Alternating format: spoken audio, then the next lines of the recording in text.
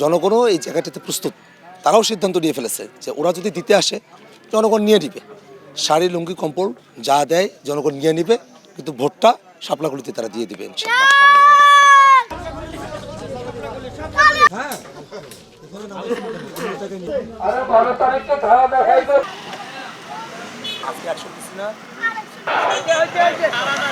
আমরা কাউনিয়া পীরের কাছে হারা গাছে সর্বত্র আমরা গিয়েছি এবং জনগণের মতো অভূতপূর্ব একটা সাড়া আমরা লক্ষ্য করছি।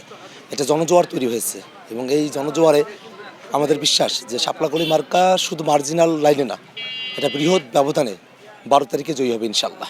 জনগণকে বিভ্রান্ত করার জন্য আমার বক্তব্য কাটপিস করা হয়েছে। আবার জনগণের কাছে আমি খবর পেয়েছি যে কোরআন শরীফ হাতে ধরিয়ে দিয়ে তাদের কাছে টাকা দিয়ে ভোট চাওয়া হচ্ছে।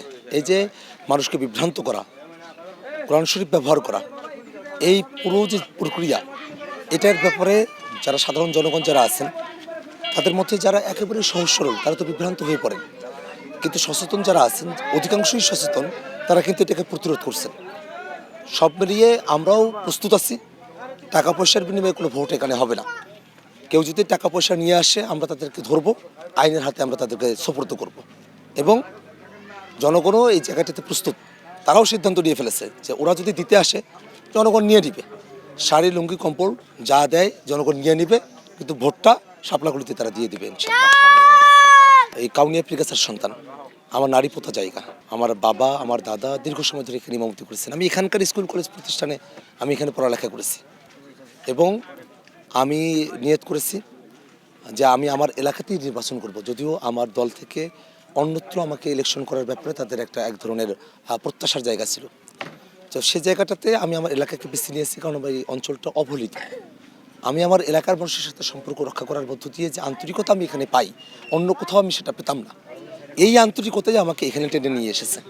তো সেই টেনে নিয়ে আসার যে জায়গাটা, সেটাকে আরও দৃঢ় করার জন্য আমি নিয়ত করেছি আমি যখন বাড়িতে আসব তখন আমি পীরগাছা হয়ে পাউটনা ঘুরে আসব, আর যখন বাড়ি থেকে আমি ঢাকায় যাব তখন কাউনিয়া হয়ে হারাগাছ ঘুরে আমি ঢাকায় যাব। এবং প্রতি 3 মাসে দুইটা মতবিনিময় সভা হবে। 10 ঘন্টা 20 ঘন্টা যার সময় লাগবে, জনগণ আসবে, আমি তাদের সাথে অন টু অন কথা বলবো।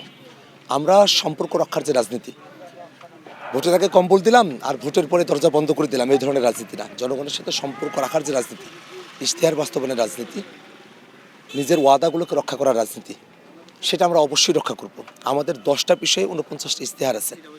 এর মাঝে 48টাকে যদি একদিকে রাখি, একটাকে যদি একদিকে রাখি, 48টার জন্য আমি আপ্রাণ চেষ্টা করব।